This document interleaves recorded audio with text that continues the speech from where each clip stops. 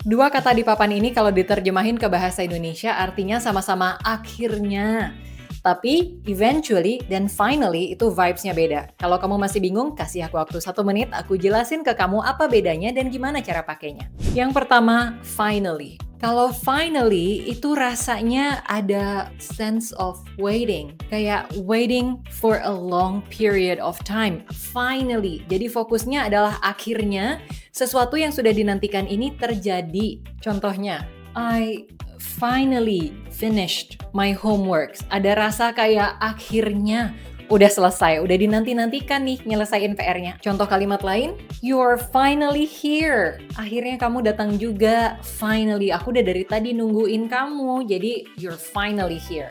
Yang kedua, eventually. Kalau eventually itu vibes-nya kayak ini loh hasilnya setelah ada sebuah proses. Jadi, the result, fokusnya vibes-nya itu ada pada the result after some process. Contoh kalimatnya, she eventually found a job. Mirip ya, kita bisa pakai finally sebenarnya. She finally found a job, ada penantian. Tapi kalau kita mau fokus sama pada akhirnya dia dapat kerjaan, kita mau pakai eventually. She eventually found a job. Sekarang fokus kita ada pada proses yang sudah dia lakukan untuk cari kerja, and she eventually found a job. Contoh lain, you'll eventually understand. Artinya pada akhirnya kamu akan ngerti.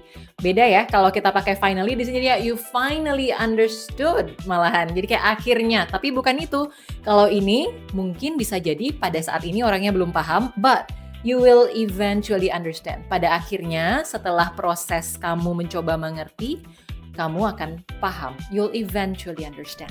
Aku tahu aku udah sering banget ingatin kamu untuk sign up di One-on-One English by English Fit. Tapi kalau kamu udah sign up, you will eventually understand kenapa aku sering banget ingatin kamu ini. Karena program ini cocok banget buat kamu kalau kamu mau ningkatin kemampuan berbahasa Inggris kamu, tapi nggak mau buang waktu. Soalnya di program ini materinya itu bisa banget di custom sesuai dengan kebutuhan kamu dan jadwal belajarnya juga fleksibel sesuai dengan jadwal kamu.